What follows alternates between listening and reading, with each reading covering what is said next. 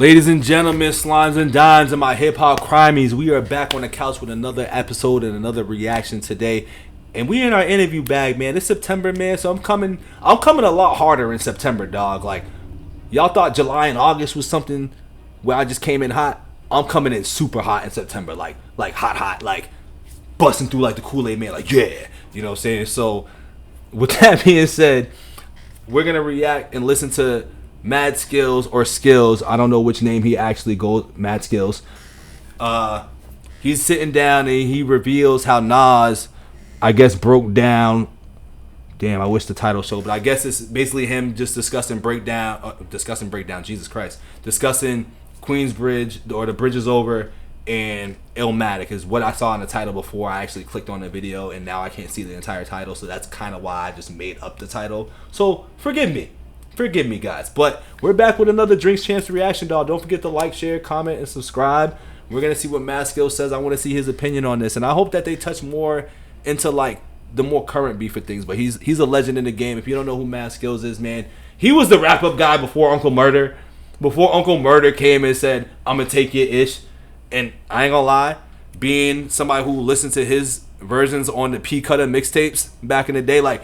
Once again, if y'all ain't familiar, dog, like, I'm a big mixtape guy. I'm a big old school guy. Like, I love the P Cutter era. I love the Beef DVD era. Like, I love that part of rap. Like, that shit excites me. So, we're getting into this right now. I will get back into what I got to say when we finish. Last year, I was working with Mass Appeal and Nas on the 50, the Hip Hop Museum. Yeah, oh, no, the Hip Hop Museum thing they did, right? The one in Brooklyn? Right, yeah, they had it in downtown. They took it to LA. I think it's moving around the world. Shout to Peter and them. So I'm in there with Nas, Clark Kent. Clark Kent. Can you pronounce Peter's last name? Bittenbender. Drink water. So what's it? Oh, it's Uncle Rap. Okay. So it's me. We in there, and Nas comes in, and I hadn't seen Nas in years. So we sitting there talking, and Clark is trying to tell me how they want this thing done because they called me in because I put things together with the whatever. So Nas is in there, and Clark and Nas start talking. I'm just a fly on the wall or whatever. So they talking, and they start talking about the old days. And Clark says something about, yeah, you know, back in the day, like, because, you know, I used to DJ for Dana Dane. And Nas look at him like, Clark, why you say that like I don't know that? Like, I had the post on my wall. What are you talking about? Right. So I started listening to Nas, and I started realizing how big of a fan he is of his hip-hop shit. Right? So I'm sitting there, and I'm a fly on the wall, but I'm there, but I always wanted to ask him this question. See, these dudes really be fans of rap, and that's why I'm sorry to pause it again, but this kind of goes back to how I feel about the newer generation of rap artists. Like, they don't respect the players of old, and they just be like, well, I'm the creator and I'm the new, which is fine. But you still got to know that you listen to the old shit and you have to respect it and stuff like that. Like, that's kind of what brought you there. Like, you didn't just wake up and just be like, I'm going to be a hip-hop, and if you did, that's great. But most of the time, you've been inspired by the people from before. So that's why I don't understand the whole disrespect of, like, the old... So I'm looking at him, and I said, yo, nah, I said, man, I just want to ask you just one question one time. He was like, what? I said, yo, how was it when... The Bridge is Over dropped? Like, how was it? Like, when I tell you his whole demeanor, and Ralph, him and Ralph looked at each other like two Queens niggas. They looked at each other like, oh my God, Ralph is from Queens. So he looks at me with the most serious look in his face. Nas looks at me directly and goes, he said, Skills, you ever seen a Hiroshima bomb hit some projects? And I was like, nah. I was like, it was like that. He looked at Ralph. He was like, son, am I lying? Ralph was like, nah, son, it was crazy. Yeah. And he was like, he said when it dropped, everybody was like, yo, they heard about it, but they hadn't heard it. Right. So they're like, yo, who got the tape? They're like, yo, Bobby got the tape. He at the barbershop. That's so even worse. Like, yo, they go to the barbershop. And yo, Bobby, what did it take? They're like, yo, I gave it to L. L got the tape. He up on the hill. Like, so they running around trying to find the tape. You know what makes it bad? It wasn't just like, because, you know, it was supposed to be just between KRS-One and MC Shan, right? Shan. Yeah.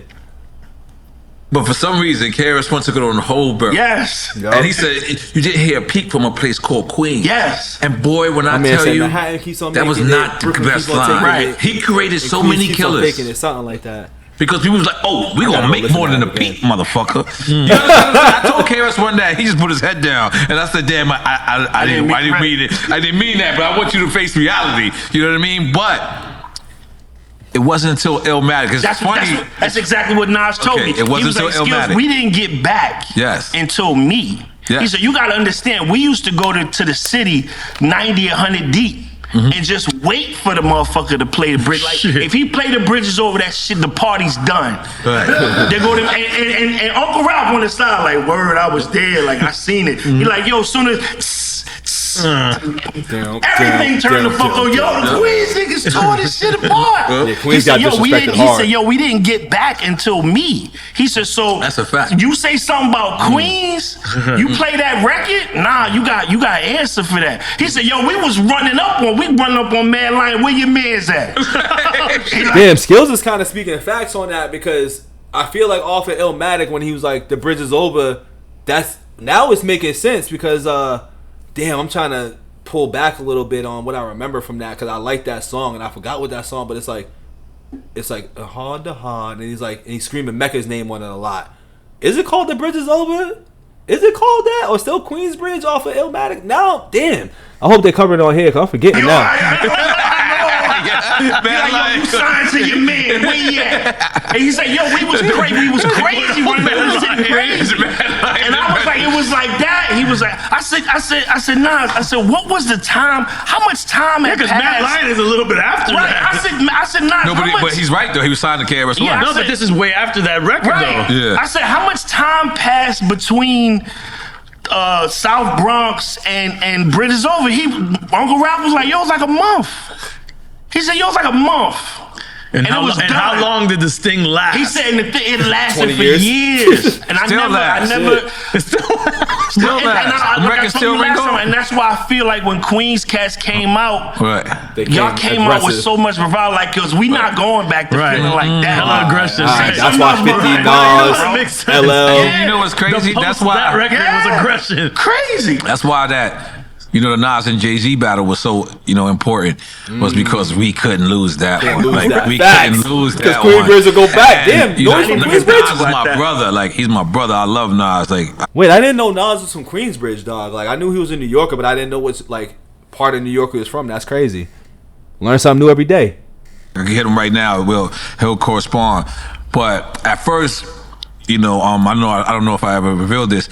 He didn't think Jay was going at him. Like, people were coming up to him like, you got a lot of cars, little jewelry, but none of that fools can fool with me. And I was like, nah, that ain't about me. And a lot of people was like, yo, man, it was. So I think that the biggest battle between them was between them. Yeah. Like, it really didn't have anybody gassing them. It was really just. Yeah, that's crazy. So Jay was doing a lot of subby shit for quite some time, because even, like, I found out on it was a song where he was dissing Diddy, man. Imaginary Players. Not Diddy, my fault, Mace. And he was dissing Mace on. That's one of my favorite songs off of that, too. And I'm like, damn, he was dissing on that? Like, shit. Them two, but again, I want to commend those brothers for going out there, giving us a great battle, and then shaking hands on stage. I remember how proud I was seeing that. I know we talking about the beats and all that. How proud I was seeing Meek Mill and Drake squash it, like letting them get over. But Nas and Jay was the first stepping stone to that type of thing. Yeah, because you gotta grow. What was it? Jay-Z's B-side concerts. I believe it was. When they did Black Republic, and he brung Nas out. No. It was Summer Jam. It was Summer Jam or Barclay. It was Summer Jam. And he came out, because I remember Jay had on the black and Nas had the green army coat. Yeah. Then they do Black how much broke and they just stood there, like, and the crowd just went crazy. I remember that. Went crazy. Yeah, that's great. So something else that I was looking at all your interviews, and you said, and people start asking you to describe Virginia, and you said something. This is your first line, and I don't know if you know this, but you said, "Yeah, there's something in the water." Right. And then way before. Oh, you know what I'm talking about? I said, damn, this motherfucker, the name Pharrell concert, or Pharrell jacked you. Which one is it? Listen, we always said that. You know what I'm saying? There's something in the water. Yeah, but I might have been the first person to say it on record. So that was a thing locally. I saw that on record. You was the first one. Motherfuckers take my ideas like shit. You know what I mean? But when it's hometown, I don't trip. And you ghostwriting ideas too. Remember, this is why Uncle Murder does the wrap up. Listen, This man is the reason why Uncle Murder does the wrap up. Like, he took his shit and he made it better. Don't get me wrong. But I used to rock with SKILLZ wrap ups, like back in 04, 03, 05, like during that little period. I don't know what happened after that because P Cutter just stopped putting out the mixtapes, I think, for one. And two, I think music took a change to the internet world, and like that's when you can really just like you didn't need the mixtapes no more. I ain't gonna lie. So I lost track of Mad SKILLZ and his wrap ups after 05. DJ Quick said that too. So, but how did you feel when you heard Pharrell announce that? I thought it was dope, man. Like I just spun to his rap party for his movie. He shot the Lego movie. Nah. He got another movie coming out, like a real like biopic. It's called Atlantis. I think it's called Atlantis. I hope I ain't give it away. Okay, you gave it away. And I know he's debuting the Lego movie at something in the water this year. Okay, so it's in October. So I'm looking forward to it. I don't know what the fuck I did. You in it? Yeah. Yeah, listen, pull up, man. It's gonna be dope. You gotta tell the story about doing the voiceover. Oh yeah. I mean, if there's anybody in the world that can tell me to do something without giving me the full story, I so told you he's just like he just like, yo, I'm doing an animated. Like I didn't put two and two together, animated Lego. Like I was just like, he was just like, yo, start asking me questions. It was on the phone. We filmed it. We still sent it to them. I believe we did, or no, I'm not sure. But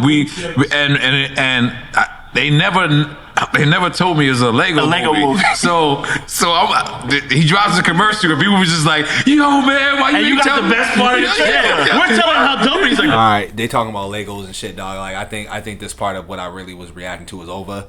I didn't mind hearing a little 2 minutes after, but we're not about to sit here and listen to the Lego part for like the next 3-4 minutes in like a movie about Legos. So anyway, shout out NORE, dog. You know, he's got the waves back. He's got his do-rag on with the flaps out. Hopefully he can, like, you know, roll that joint back up, tuck it in or whatever, or get one of them new rags out there.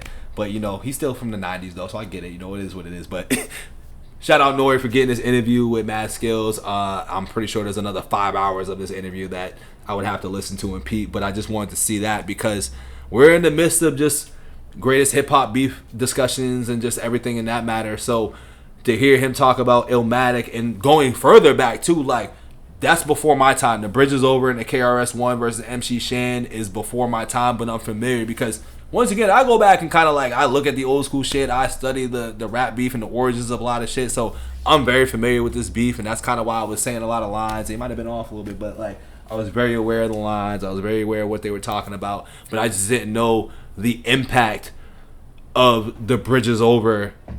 Like what it had on Queensbridge like that. Like I knew that he kind of said Queensbridge keeps on faking it, you know what I'm saying? But I didn't know that like dudes like Nas was holding on to that, and I just learned that noise from Queensbridge, and I didn't realize like how important the beef was with Jay. What Jay was to lead to basically like defending Queensbridge still, because they're like, yo, we ain't trying to go back. So now Ether and him going harder like he did, that stamps it more of a Goldie record more than anything now, because there's history behind it. There's an origin behind why Ether was so vicious and stuff, because he was like, nah, Queensbridge is not losing. But I think Queensbridge was fine because because LL's Southside Jamaica Queens, right? That's considered Queensbridge. So anybody who's out there from New York, I'm not a New York familiar guy with the boroughs and stuff, but that's part of Queensbridge. Then you got 50, you got Ja.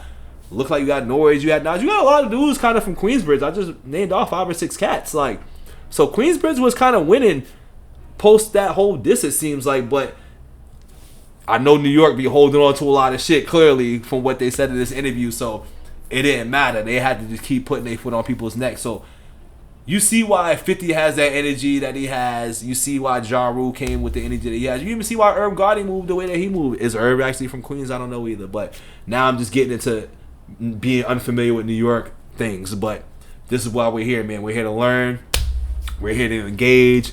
We're also here for y'all to tell me what the hell I just got wrong with that whole last 3 minutes of me trying to explain New York shit, because I definitely got it all fucked up. But that's all right, because I know I can admit when I'm wrong, because players fuck up, B.